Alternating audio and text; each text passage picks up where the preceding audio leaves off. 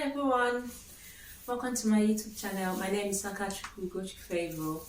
The purpose of this channel is to inspire people about achieving their dreams and realizing their goals, okay? To educate you and to bring you information about life here in UK.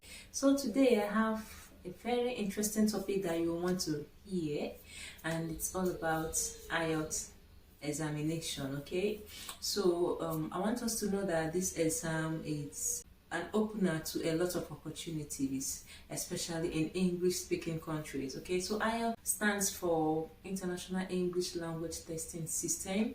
It's an exam that's written for those who want to migrate to countries where English language is their native language. Okay, countries like United States of America, United Kingdom, Australia, New Zealand, Canada, and etc. So for migrate to live, work, or study, you have to meet the English language requirements. Okay, there are people who are exempt anyway, but those who are coming from international countries overseas where English language is not a native language will always need to prove that they can speak English, unless you have been taught in English language in your university and up to degree level, and you've been able to provide an evidence from your school, especially for students. Okay, so depending on whichever means you want to use to migrate to any of these countries, you need to find out the type of IELTS exam you need to write. Okay, so IELTS is a very necessary exam that anyone who has a dream of migrating to any country, especially here in the UK from overseas, would like to consider to write. Okay, alright, so like I've said, IELTS stands for International English Language Testing System, and this test is grouped into two. You have the academic and general. So the difference is that academic is usually written by those migrating to work, to live in UK, but who are going to be doing some postgraduate studies, okay? Or those who are seeking professional registration in their field, people like nurses and doctors. IELTS General is written by those who also wish to migrate to UK to work, to study, or any other country. Okay, so the IELTS General is basically to test your day-to-day use of English language. Okay, so it's not as difficult as the IELTS Academic. Okay, IELTS Academic is usually based on graduate studies. The essays in the reading passages are taken from articles, and so they are a bit difficult and tough.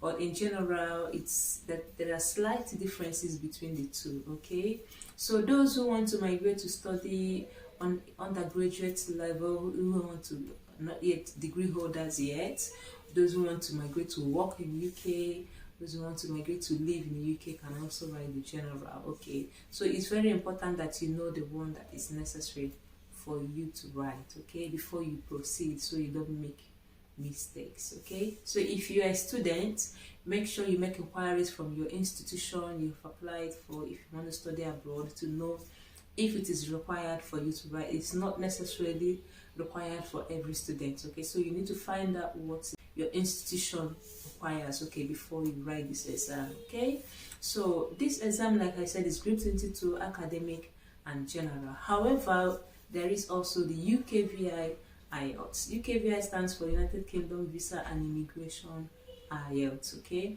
so this exam is the same thing with the other ones. The only difference is that it is being controlled and supervised and monitored by the United Kingdom Visa and Immigration Home Office. Okay, so like I've heard, I never wrote that exam, but I've heard from people who wrote it that it's done in a more stringent conditions. Okay, where you are in the hall and it's just about 20% with cameras everywhere for surveillance. Everything is recorded and and carefully monitored, just to make sure that there is no any funny thing going on, like malpractice. So it's very strict, unlike the normal IELTS that everyone writes. Okay, where you come to the exam hall and you see 200 candidates, although it's quite also a strict one, but the UKVI is basically for the visa and the immigration office. Okay, so it does not mean that if you don't write the UKVI that you're not going to migrate.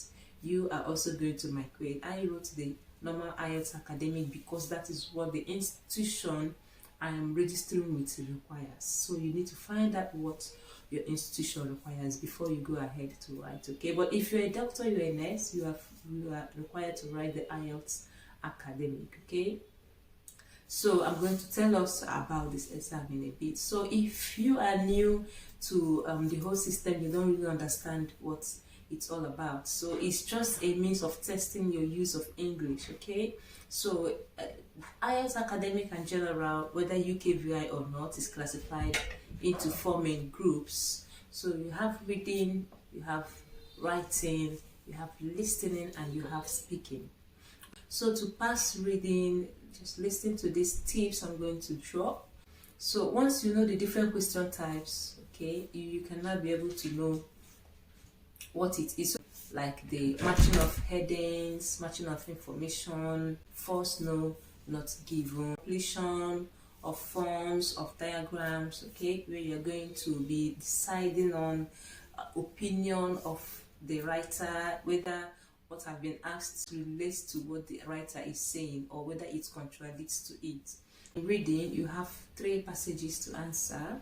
You have passage 1, passage 2, and passage 3, and they are all a total of 40 questions in all, and you have 1 hour to answer these questions. So don't spend so much time on any passage, okay? From experience, I've come to notice that the first and second passages are easier, and then it gets tougher to the third one. So it's at least 10-12 minutes you are done with the first passage. Do your second passage with at least 15 minutes, and then you have enough time to do the last passage, the third one. Okay, so that's what I will tell us for reading. Okay, the second skill is to identify what works for you. Okay, so when you start reading these passages, okay, start solving past questions, you have to know the technique that works for you. Some people say they don't read the entire paragraph before they start answering their questions. Some others say they read the questions before they start reading the paragraphs or the passage. So, but it's up to you to know what works for you. Okay, you have to listen to what people have said, especially people who did well in this exam, and then know how to manage your time effectively, because in reading, effective time management matters very, very well. Number 4 is to know how to read a passage quickly, know how to skim and scan. Okay, so you need to be quick in scanning through the paragraphs. Okay, and what I do, I'm not saying you should do it, is to first of all look at the questions that they've asked, try to understand them, underline the keywords, have them at the back of my mind, and then I now go through the paragraphs. So the first sentence of the first paragraph and the last sentence, okay? And then I go back to the question to check if there is any relationship between what's in the question and what I've seen. Okay, this is especially in matching of headings, okay? You do it that way, and those keywords that you've underlined, you have to also be aware that they might use their synonyms. So that is it for reading. I'm going to stop here because I don't want the video to be too long. Alright, I have a lot to tell us, but I've not got the time. I'm so busy. I'm a mom, I'm a nurse, and it's not easy. It's not easy. So guys, I need you to encourage me by liking my videos if you come across my videos, and subscribing to my channel. Subscription is free. Okay, thank you. As you do that, do it now, do it now, do it now. Then I'm going to be going over to writing. So whether you are doing academic or you are doing general, so in academic writing, you have 2 different questions to respond. You have task 1 and task 2. In general IELTS, you also have task 1 and task 2. So in task 1, they bring out a picture, they bring out a diagram, they bring out a map, they bring out a pie chart, a bar chart, a flow chart, and ask you to describe it. In the task 2, they bring out an essay, which could be to agree or disagree. It could be to ask for your opinion about something, opinion essays. It could be for you to suggest like the advantages and disadvantages. So you have to also understand the different question types, okay, that are done. There are so many materials here and there. If you give it time, don't rush it, give it time and take it bit by bit, you will assimilate it and understand. Ielts is very easy, okay, but sometimes we are so apprehended, but I'm telling you that it's easy if you devote your time doing it, okay. So that is it for writing. You have task 1 and you have task 2. So you have 1 hour to respond to this question, 20 minutes for task 1 and 40 minutes for task 2. Please do not say that because task 2 has a lot of the higher mark that you're going to do it and then do task 1 haphazardly. No, you have to attend to each or take each and every one of it very, very serious, okay. So now, when doing your writing, you have to make sure that you've got a plan for your writing, okay, whether task 1 or task 2. You have to understand what the topic sentence is and then have a plan, okay. So your writing should have an introduction, it should have a body, and it should have a conclusion. So in your introduction, you do what is called paraphrasing. So instead of coming to repeat the exact words of the question, you have to paraphrase it and put it in your own way, okay? That's your introduction. And then it's good to always state your opinion, especially if it's an agree or disagree essays. You have to state your opinion in your introduction already to give a direction on where you are going to, okay. So in your body you have the paragraph 1 and you have a paragraph 2. So it's very important that you understand the different ways of making up a paragraph. There are different approaches for different questions. So in the general IELTS, there are slight differences, especially in the writing and in the reading, okay. So the questions are not the same thing. Alright, so that is it for writing. Writing is very, very difficult to pass. A lot of people have issues with it. So you have to understand what the examiners are going to be looking out for. Each paragraph should have a topic sentence introducing it, and then you expand it and give an evidence, explain, and use examples, okay. I know you can do it. I know you can do it. I enjoyed when I was practicing mine. I still have those skills, but it's so long to start to say all of this one after the other. And I don't know if I've got the time to start doing series on IELTS anyway, but I will see how it goes. So subscribe to my channel now, hit the subscription button. I know you like what I'm saying and you are learning from it, okay. So subscribe now and like my video. Never make the mistake of using bullet points in your writing, okay. So just use paragraphs, okay. Keep it simple, keep it clear, write with clear, eligible words. Okay, so now we're going over to the listening skill, the listening test. So listening test lasts for 40 minutes, okay, and it consists of 30 questions and each one question is worth 1 mark, okay. So it's usually in 4 sections. You have section 1 or part 1, part 2, part 3 and part 4. So you also need to understand the different questions asked, because in a particular exam they might just choose, you know, 4 of those different questions to ask you, but there are different question types in listening, okay. So the earlier you start to find out all these things, the better for you, okay.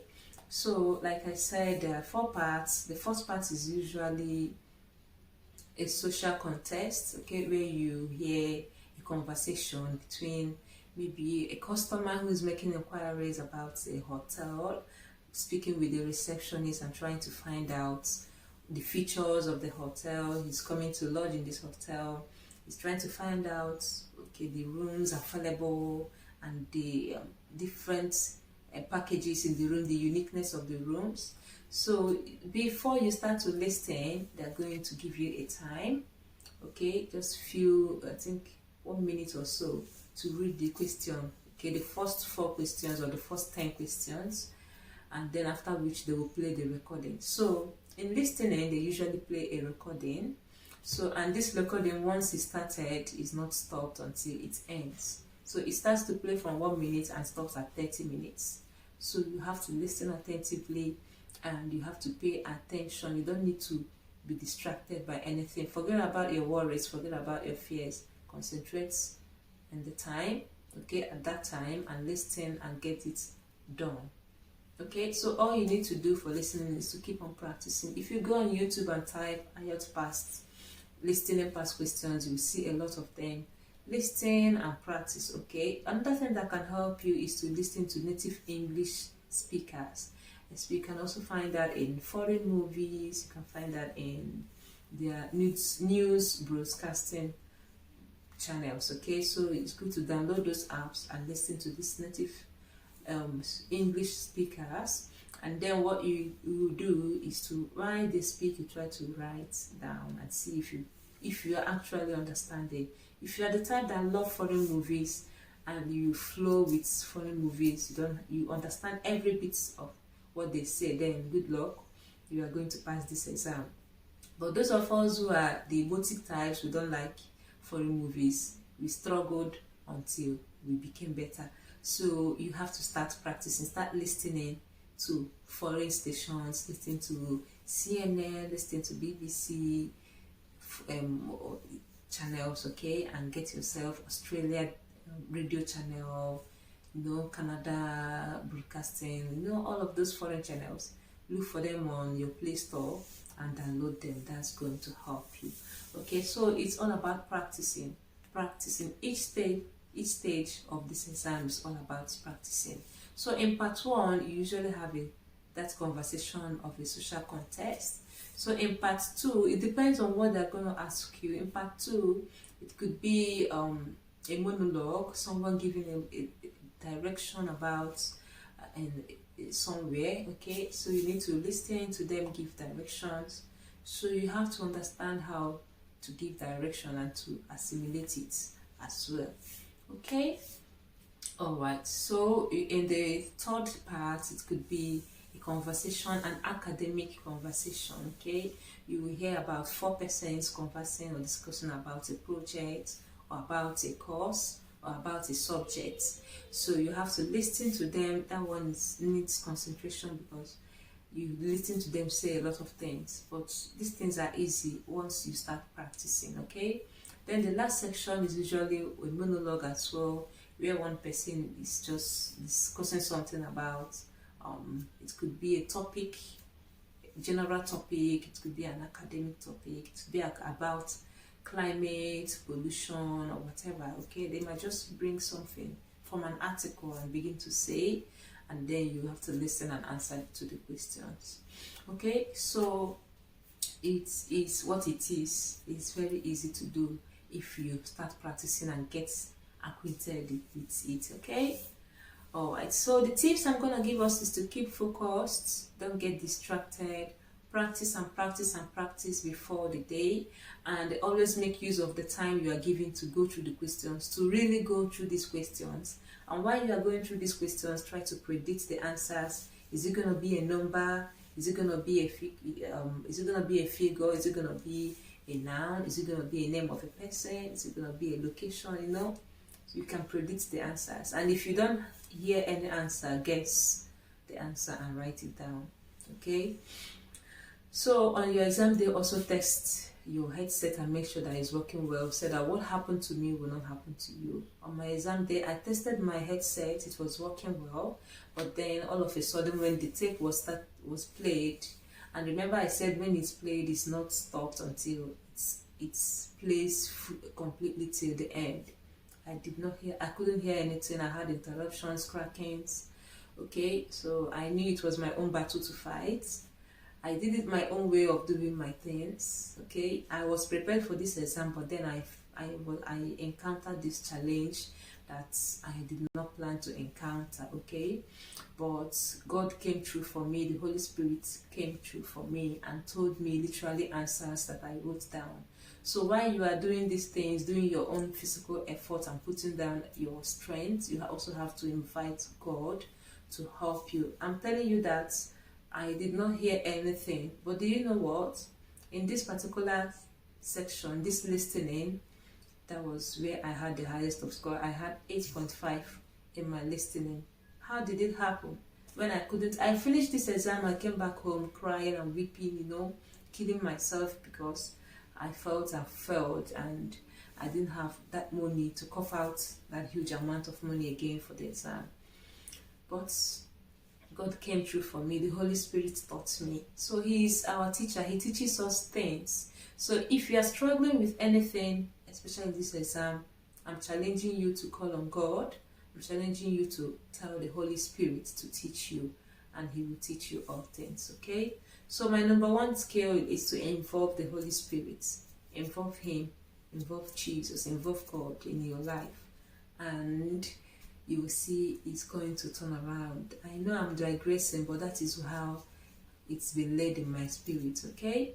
So it's for you who is struggling with this particular exam, okay? Involve the Holy Spirit. Don't rely on your own ability anymore. Just involve Him and you'll see a change, okay? So that is it for your listening. Now I'm going over to the speaking test. So in the speaking test, it's usually a face-to-face interview. It lasts for 11 to 14 minutes, okay? It's divided into 3 sections. Introductory section, the second part, and the third part. So the introductory section, the examiner will just do some checks, get to know you, do the ID check with your passport, your original international passport, okay? And then the examiner will ask you some questions like to introduce yourself, where do you live.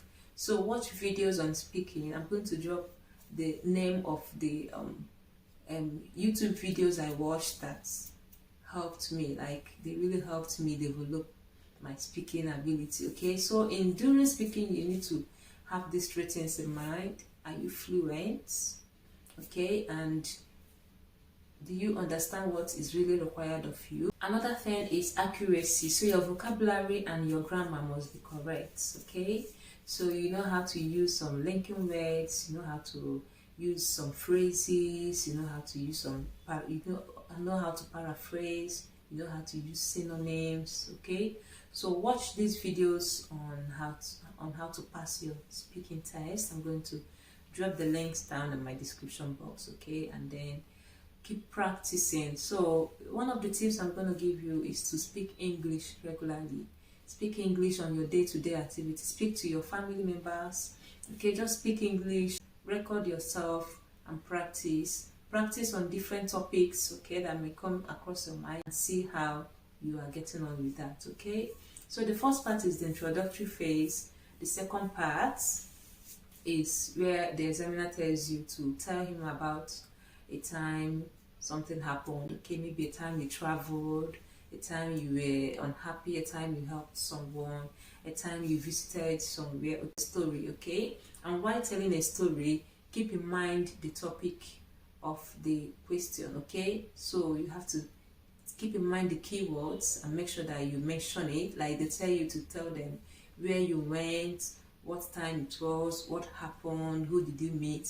So follow it sequentially and make it interesting, okay? And you make sure that your vocabulary and your grammar is correct and you are also fluent.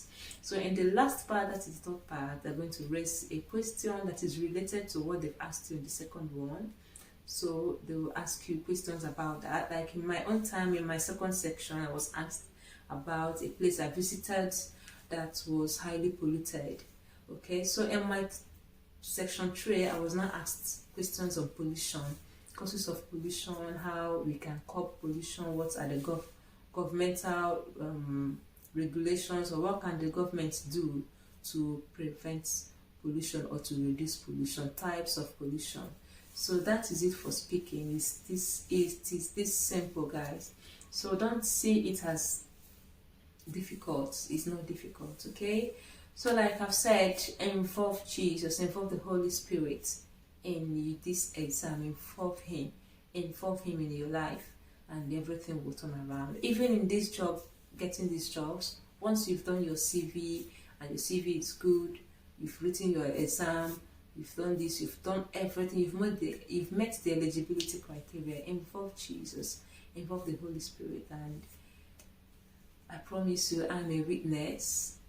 My life changed. Okay, so this is where I'm going to stop today. I hope you understood something from this video. If you have further questions to ask, please drop it in the comment section. Okay, and please do like, share and subscribe to my video. Thank you. See you next time.